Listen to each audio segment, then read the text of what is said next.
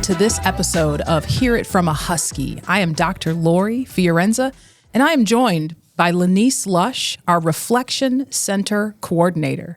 Welcome, Lyneice.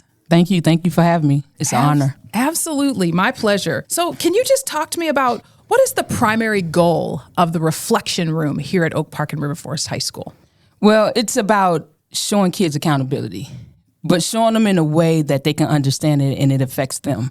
Not necessarily the reason why they're there or who put them there or the situation where they're in control.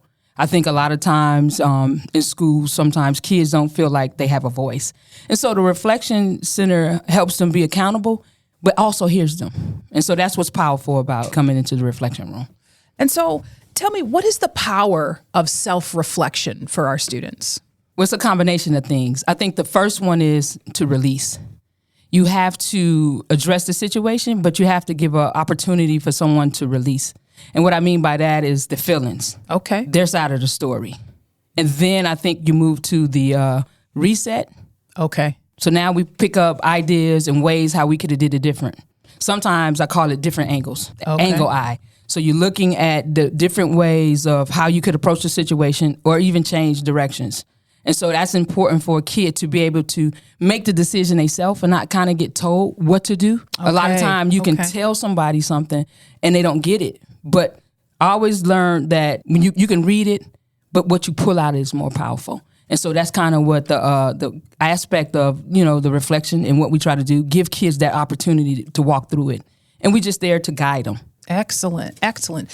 So I can really see how that would also be very healing to acknowledge that I've done something, but then think about the different angles and choices I could have made and really walk through that process of healing and considering other choices for the next time. Absolutely. And I think what's good about it is the kids get a chance to feel like they was a part of their decision, even though they got there.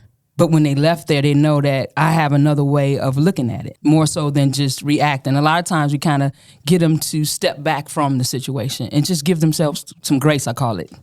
So self-reflection is very empowering for our students. Would you agree? Absolutely. Absolutely. It's their space. It's reaching them at their level. So when we think about student growth and how a student matures from freshman year to senior year, what are you noticing in the Reflection Center about that student growth piece as it relates to the reflection process?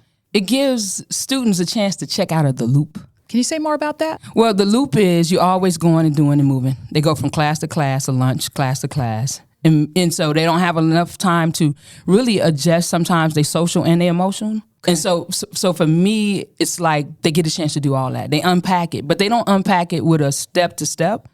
I address them where they at, and they get a chance to do it themselves. And I think that's the power in it. It's not telling them, it's guiding them. And then we just sit down and we do different exercises sometimes. I grab different things in the room and we share. Sometimes it's my story and I open up to make it comfortable. And then other times it's kind of like some kid may bring something up or see a poster in the room and they'll say, "What that mean, Ms. Lush?" And then we break it down. And that kind of opens up that door.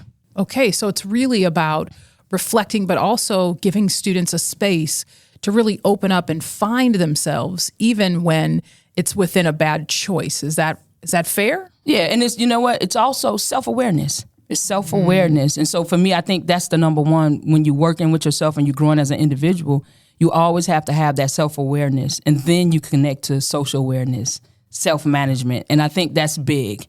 And to me, I think this room speaks of that. And when you see students outside of the reflection room, what is that relationship like? How are they interacting with you if they have seen you in the reflection room? It's really cool because if I'm with other students that's there for the first time, they see the rapport and they see that a kid learned something from there. And also they see that it's okay to make a mistake because you don't have to stay there, that you're not what you do. And that's powerful. That is a powerful message. So the last thing, Lyneice, if a student wanted to stop by and just talk to you before or after school, that your room might be that safe space, do they have the ability to do that? Yes, they do. They have the ability, and some of them classes is in the area, so they stop by. Ms. Lush, I just want to say, hey, how you doing? Okay. And so it's powerful. So what room would students find the Reflection Center in? We're in 4272. 4272. Okay. Thank you so much, Lyneice, for joining me for this episode of Hear It From a Huskie. Thank you. It's an honor. Thank you for listening to this episode of Hear It From a Huskie. Stay tuned for more from our Huskie faculty making an impact.